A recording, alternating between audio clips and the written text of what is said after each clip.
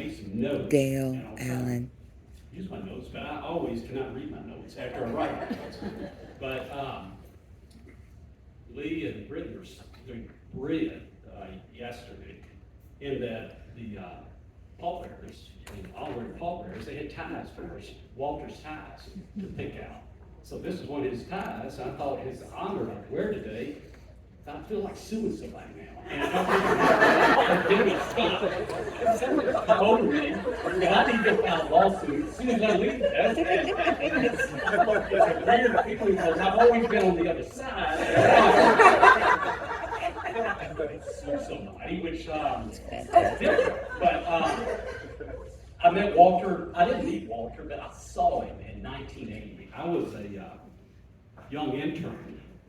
And I was in Nashville, and I was working as an intern for David Wells, who's the chief clerk of the House, and Ned Recorder, who was speaker.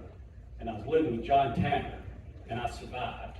And I remember seeing Walter, for those of you, so some of you here will remember the old window box at the Hyatt.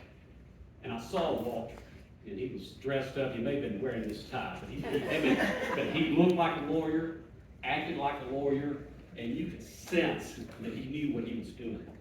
And I didn't get to talk to him much at all. He came to a table and visited John and myself and some others, but I just listened to him.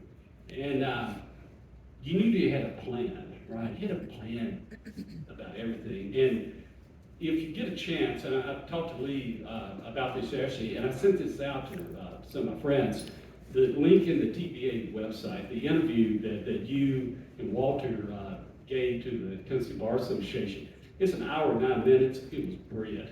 And I could not stop listening to it, but if you listen to that, FL. War stories. Yeah, war stories, but he had a lot of facts, law, issues, plan. And the plan was always there. So we go for a few years, and then I met him when I received my commission in the Army National Guard, and Walter was my commander at the time. I was the first lieutenant. He was state judge advocate, and I got to know him very well then. And we spent a lot of times together.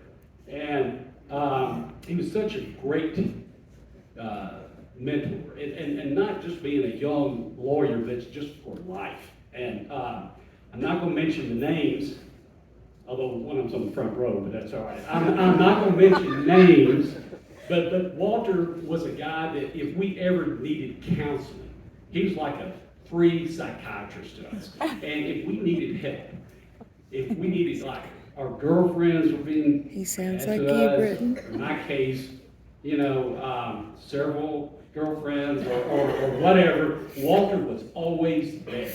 And we eventually came up with a term for him, the smartest man in the world. Because we knew that he always had the best advice. If we needed someone to give us personal advice like straighten up, do this, he'd give us the best advice.